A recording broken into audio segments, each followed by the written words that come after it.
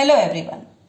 As the topic is circulatory system, and in my previous videos we have already completed RBC structure and function, WBC structure and function, and today I am going to explain you mechanism of coagulation of blood, and this function is of platelets. P-L-A-T-E-L-E-T-S,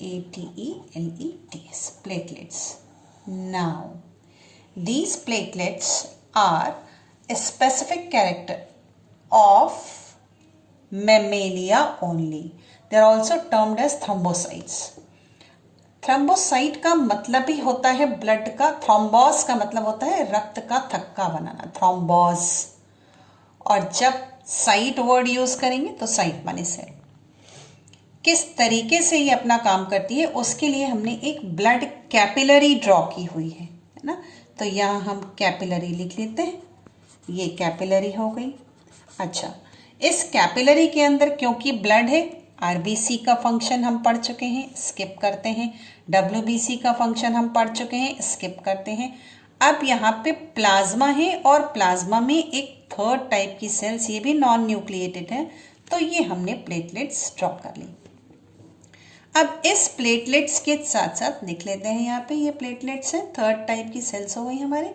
अब इन तीन तरीके के sales के साथ जो fluid part है plasma, उसके अंदर ब्लड का थक्का जमाने वाली प्रोटीन्स पाई जाती हैं। साथ में एक आयन पाया जाता है जिसका नाम है कैल्शियम। यहाँ हमने आयन के फॉर्म में इसको लिख लिया। अब ये जाहिर सी बात है कि हमें ब्लड का थक्का, क्योंकि कैपिलरी के अंदर नहीं जमाना है, हमें ब्लड का थक्का उस जगह पर जमाना है जहां पर कहीं पर स्किन में या आपके किसी बॉडी ऑर्गन में चोट लग गई हो। कंसीडर करिए एक हाथ का ऐसे रफली डायग्राम बना लेते हैं। ये टिश्यू यहाँ इंजर्ड हो गया है, यहाँ ब्लड कैपिलरी डैमेज हो गई। ब्लड कैपिलरी डैमेज का मतलब कि ब्लड सप्लाई ऐसे जा रही थी और ये ब्लड यहाँ पे ओपन हो गया है, यहाँ पे ये छोटा सा एक वुंड बन गया है जिससे ब्लड बाहर आ रहा है। अब अगर ये प्रोफ्यूज ब्लीडिंग होती रहे तो ब्लड की कैपिलरीज में, ब्लड के वेसल्स में, आर्टरीज में, वेन में इतना प्रेशर है कि सारा का सारा ब्लड बाहर हो जाएगा। इसलिए 6 से 7 मिनट के अंदर अंदर यहाँ पर एक नेटवर्क बन जाता है और उस नेटवर्क के अंदर ब्लड के सेल्स जाके क्लम्प कर जाते हैं। क्लम्प कर जाते हैं मतलब इसके अंदर ऐसे फंस जाते हैं, और जब ये कंडीशन आ जाती है तब हम उसको बोलते हैं क्लॉटिंग ऑफ ब्लड। तो अब हमें पॉइंट क्या मिला कि क्लॉटिंग ऑफ ब्लड तभी होगा जब कोई जगह पे या किसी जगह पर बॉडी ऑर्गन में चोट लग जाए या स्किन डैमेज हो जाए, मसल्स रप्चर हो जाए और साथ में कैपिलरी में भी कट ओपन हो।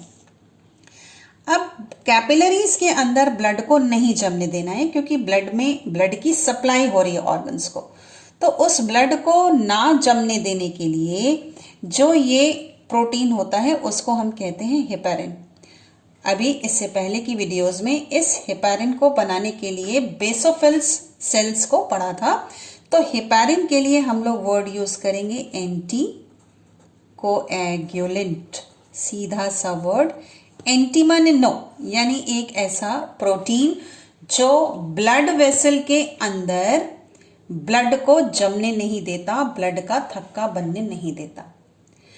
अब जब ये टिश्यू डैमेज हो जाए या कैपिलरी डैमेज हो जाए तो कुछ इनएक्टिव एंजाइम्स, कुछ इनएक्टिव प्रोटीन्स जो कि इस प्लाज्मा में है, उनका नाम यहाँ लिख लिया हमने, प्रोथ्रोम्बिन। ध्यान से देखेंगे, वर्ड पहले यूज किया है प्रो, इसका मतलब ये होता है कि ये इनएक्टिव स्टेट है। जब ये एक्टिव स्टेट में आएगी तो ये ब्लड कोआगुलेशन में हेल्प करेगी।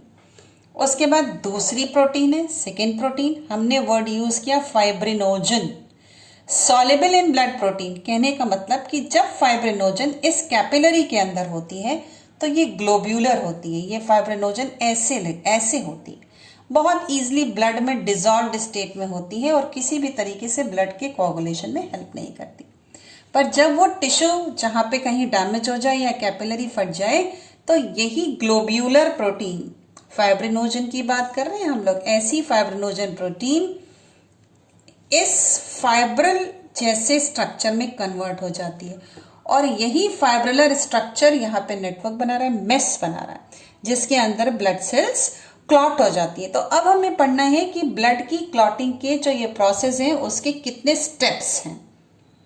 अब mechanism of coagulation of blood, कि कैसे किसी इंजर्ड जगह पे ब्लड का क्लॉट बन रहा है। तो जहां पे इंजरी होती है वहां ब्लड वेसल में जब इंजरी हो गई तो कुछ टिश्यू भी डैमेज हुए, तो वैसे डैमेज्ड सेल्स और प्लेटलेट्स है ना, ये एक सब्सटेंस रिलीज करते हैं जो हमारे ब्लड की क्लॉटिंग के फैक्टर्स को एक्टिवेट करती हैं। तो हमारा पहला फैक्टर क्या था, ये इस जगह पर सबसे पहले एक एंजाइम था, इन सारे की वजह से मतलब डैमेज सेल की वजह से, प्लेटलेट्स की वजह से ये एक सब्सटेंस रिलीज करती हैं, और उस एंजाइम के लिए हम वर्ड यूज करते हैं थ्रोम्बोप्लास्टिन। अब ये थ्रोम्बोप्लास्टिन एंजाइम की तरह काम करता है, हमें पता है एंजाइम बायोकैटालिस्ट होता है।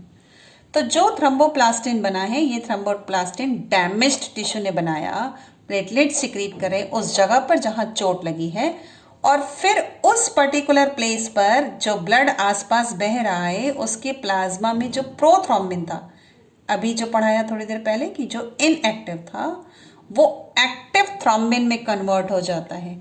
यानी हमें क्या करना है, इनएक्टिव प्रोथ्रोम्बिन को एक्टिव थ्रोम्बिन में कन्वर्ट कर देना है। अब ये जो एक्टिव थ्रोम्बिन है ये भी एक एंजाइम की तरह काम करता है। कहाँ एंजाइम की तरह काम करता है, फाइब्रिनोजन जो कि ग्लोब्यूलर और सॉल्युबल प्रोटीन थी, ऐसी थी प्लाज्मा के अंदर, उसको ये थ्रोम्बिन एक्टिव एंजाइम की तरह यहाँ काम करके फाइब्रिलर फॉर्म में यानी फाइब्रिन में कन्वर्ट कर देता है।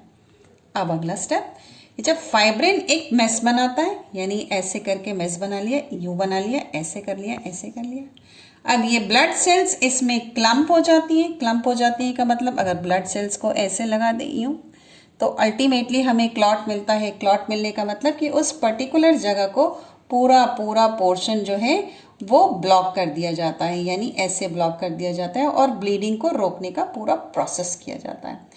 एक जेनेटिक डिजीज है हीमोफीलिया, उन तरीके के पेशेंट के पास यही प्रोसेस नहीं होता और इस वजह से पूरा ब्लड बाहर निकल जाता है। ब्लड के सारे कंपोनेंट पढ़ने के बाद हमारे पास एक वर्ड बचा, दैट इज सीरम। अब ब्लड का जो प्लाज्मा है यानी ब्लड प्लाज्मा, ऐसे लिख लेते हैं, ब्लड प्लाज्मा माइनस एक फॉर्मूला लगा लेते हैं, माइनस फाइब्रिनोजन, ठीक है, इक्वल्स टू सीरम। अब डिफाइन कैसे करें, blood, the plasma of blood which does not contain fibrinogen or soluble protein is called serum। यानी ब्लड के सारे सेल्स तो हटा ही दिए हैं, प्लस प्लाज्मा में जो फाइब्रिनोजन सॉल्युबल प्रोटीन था वो भी हटा दिया। अब जो सोल्यूशन बचेगा उसको हम वर्ड यूज करेंगे ब्लड सीरम। अब एक और वर्ड, ब्लड ब्लिस्टर्स। कभी कभी नोटिस किया होगा आपने कि जब हमें चोट लग जाती है किसी ऑर्गन में, फिर से एक हाथ बना लेते हैं जल्दी वाला, ये हमने हैंड का एक छोटा सा स्ट्रक्चर बनाया, चोट लग जाती है तो कहीं कहीं पे ब्लीडिंग हुए बगैर ब्लू कलर का स्पॉट पड़ जाता है। रीजन ये है कि इस ऑर्गन की ब्लड कैपिलरी तो यहाँ डैमेज हो गई, लेकिन क्योंकि ऊपर के जो कवरिंग टिश्यू हैं वो ओपन नहीं हुए तो ये ब्लड बाहर नहीं आ पाया। तो इस तरीके के जो डार्क ब्लू कलर के स्पॉट पड़ जाते हैं कहीं चोट लगने की वजह से, उसको हम लोग कहते हैं ब्लड ब्लिस्टर्स। तो अब हमने कंप्लीट किया 3 डिफरेंट तरीके के ब्लड सेल्स और उनके डिफरेंट फंक्शन। Bye bye.